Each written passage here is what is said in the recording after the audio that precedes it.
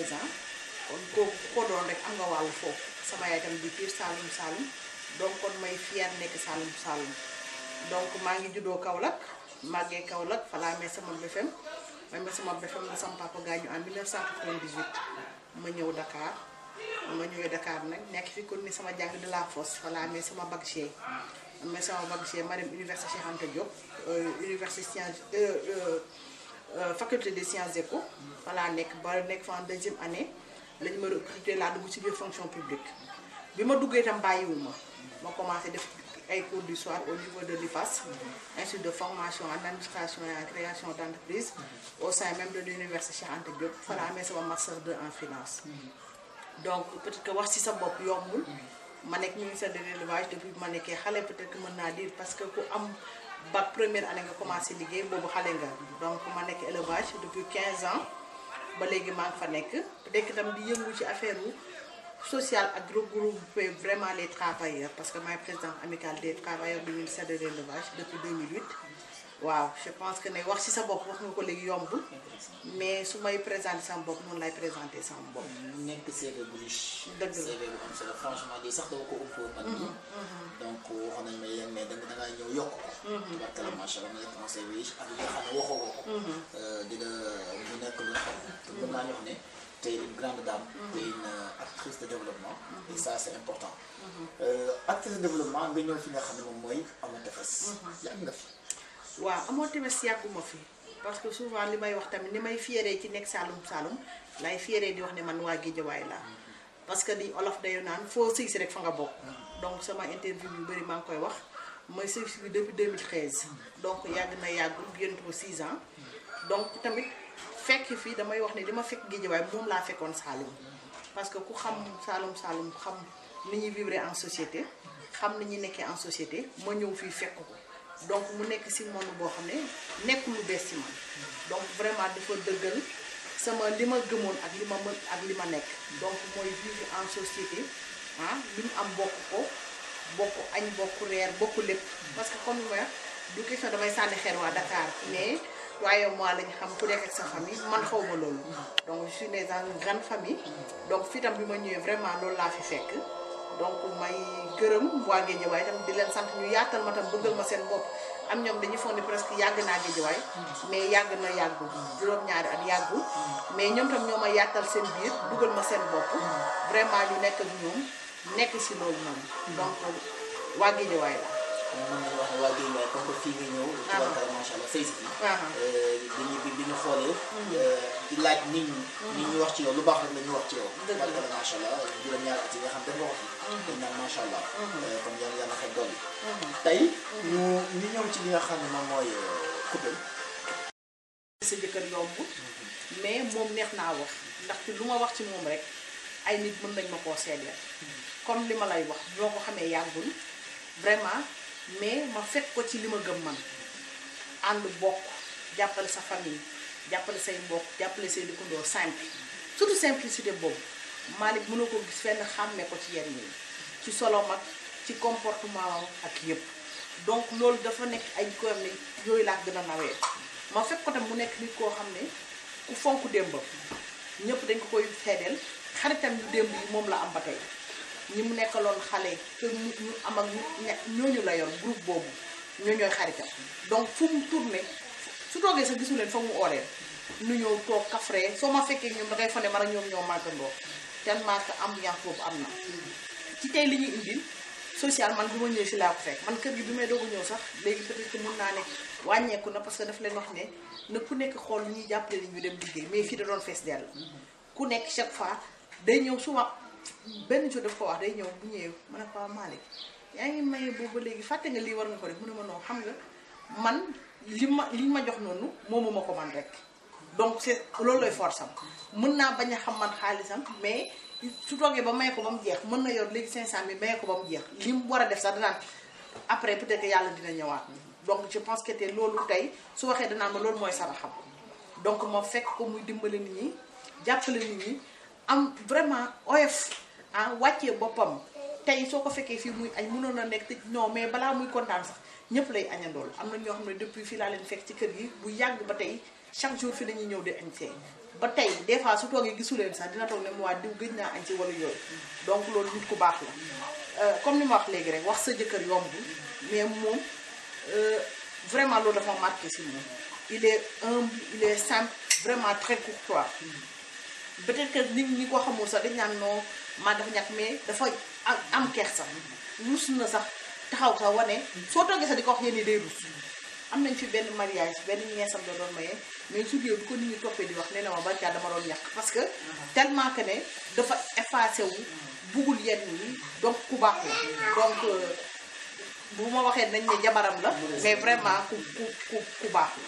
la te Géejawaay mën nañ ma ko seedeel loolu moom dañ la koy seedeel parce que fépp suñu jaarul ci wax ci ñoom comme ñu jaaree ci yow wax ñu ci yow bu ñu waxee benn dañu wax ñoom ñaar te loolu daf ci am solo bu baax a baax ci baaxayam si social yi def te loo am loo xam nit ñu ne dañ koo dañ koo gis si social yi nga xam ne moom la daan def keroog ñëw na fii def fi événement bu am solo mooy les bourses de Malick Sène BMS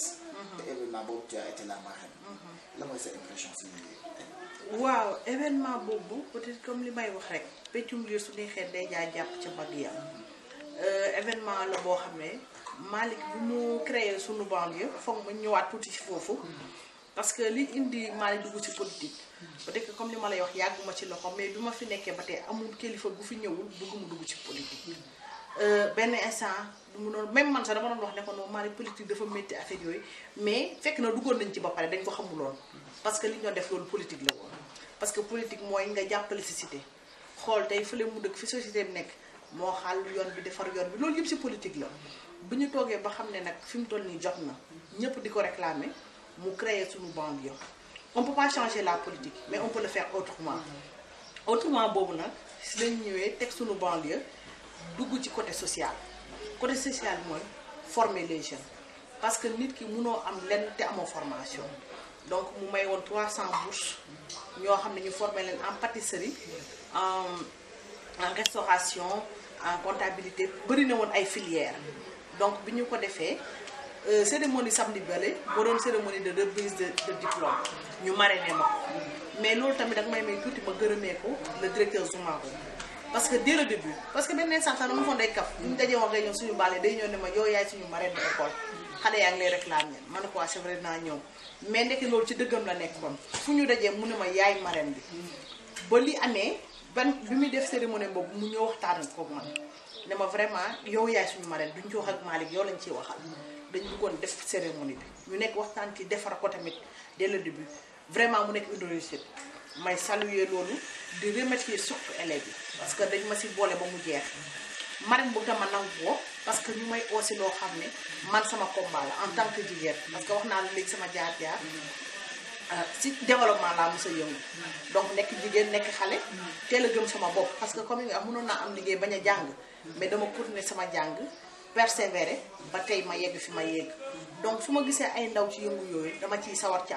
encourager leen surtout ñu nekk ay jigéen en tant que femme d'un homme politique vraiment ma nekk si jàppale leen bi ñëwee fi loolu laa leen wax nee naa leen dañu tollu jamono joo xam ne góor warut a liggéey jigéen toog même pour couple neex sax je pense que foog ku ne am lenn looy apporter te loolu pour nga mun ko ñëpp mënul réussir si jàng c'est vrai xale ku ne boo amoon sa doom boo sañoon ñu jàng mais wërsëg bokkul tey ñii mën nañu réussir si jàng ñii réussir ci leneen donc mooy solo formation boobu bi mu amee ñu jël former les filles ñu nekk ci en pâtisserie bi ma demee gis leen vraiment dama saluer loolu dans 3 mois ñu mën a réaliser loolu macha allah donc ñu war a nekk tam ci volet insertion parce que ku wax tamit ku wax formation wax insertion et c'est important aussi parce que nit ki loo ko former te jéemoo koo insérer tamit bu yàggee day ñuul donc ñu ne formation et insertion donc ñu nekk si bëgg a commencé ubbi ay quelques bibliothèques ku de commencé même seen ko ñu commencé dañ di liggéey te am na ci koo xam ne nee na ma léegi fi mu toll nii presque chaque jour dina am lu de 3000 francs c'est quelque chose donc vraiment ma leen di remercier surtout na population Guédiawaye surtout ak koñ bi ñu dëkk muy cité bari li Adama Diop amoon tefes waa ñëpp génnoon nañ macha allah vraiment affaire bi dafa weesu suñu njort parce que xalaatee wuñu nekkoon na manifestation bu gaaw mais vraiment macha allah ñëpp wuy si nañu war nañu ne ànd nañu ñun ci li ñuy def te ñun tamit foog ñu mun ñoo dooleel pour ñu xam ne li ñuy def am na solo waaw. tey jël ngeen 300 jeunes. formé leen si différentes filières. sur différentes branches. ngeen ne yéen a ngeen inséré.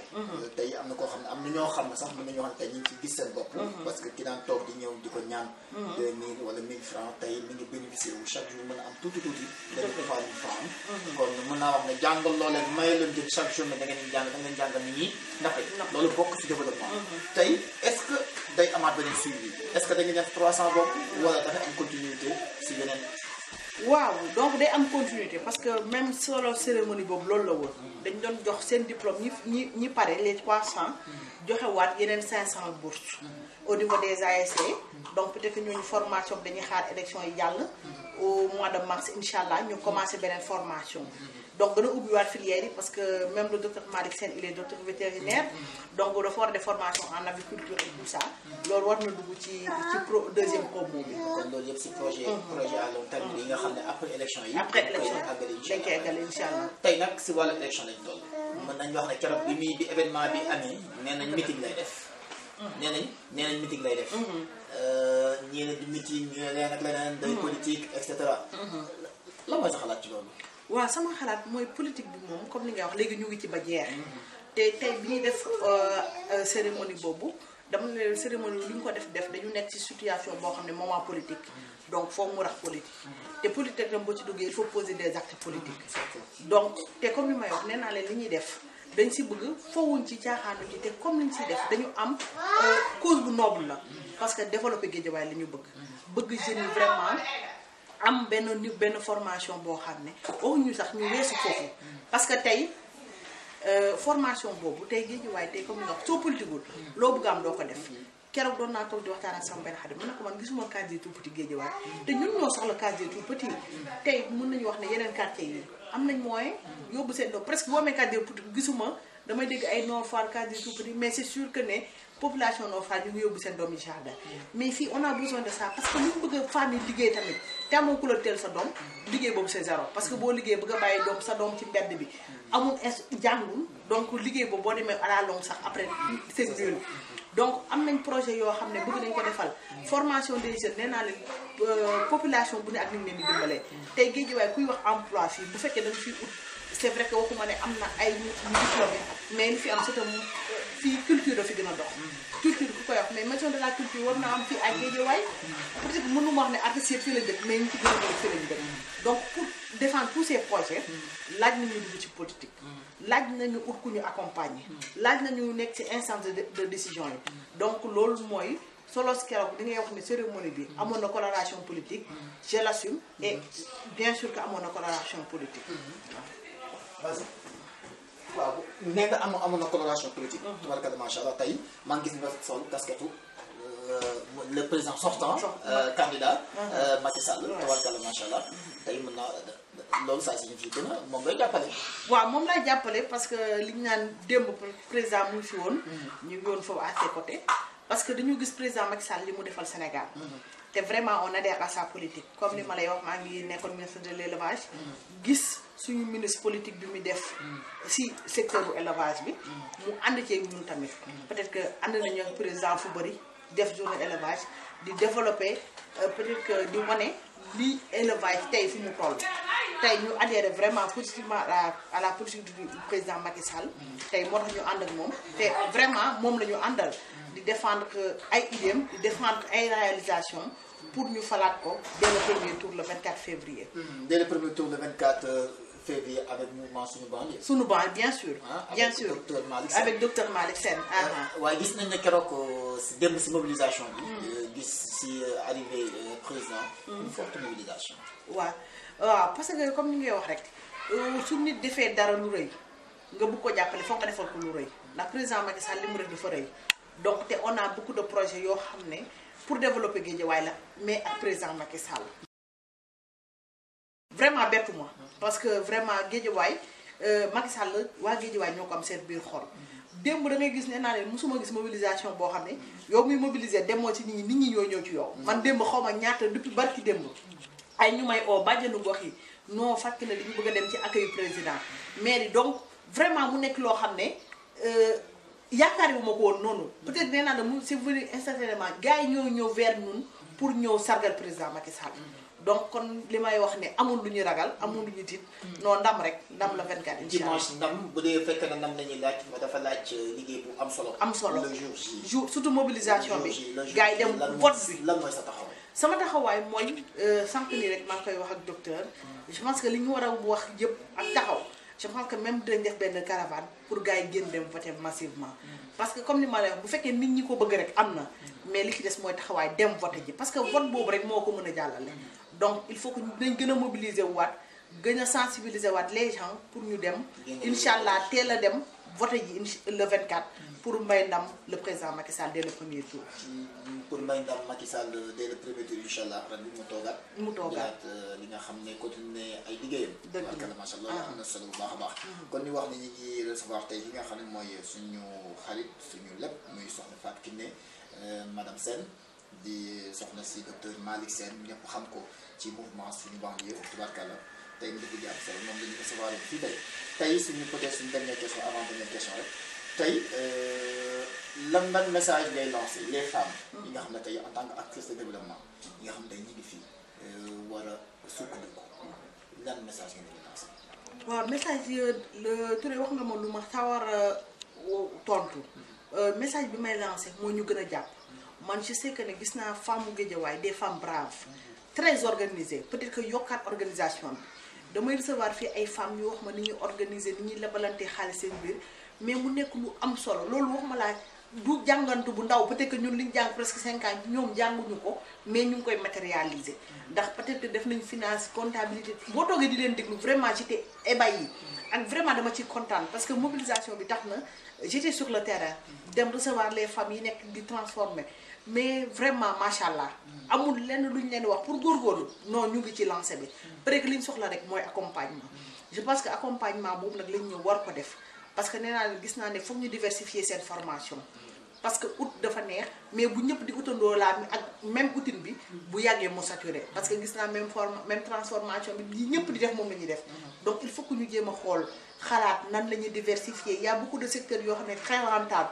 mais su fekkee taxaw rek ak organisation gis naa ko ci ñoom donc volonté su amee rek ñooñu neex nañoo jàppale donc jigéenu Guédiawaye neex nañoo jàppale il faut que des autorités ñëw jàppale leen suñu leen jàppalee rek dinañ dem ci kanam. bu ñu leen jàppalee dinañ dem ca kanam tubaarkalla macha allah. tey la ma sa dernier kàddu. waaw sama dernier kàddu mooy di la remercier sa groupe bi.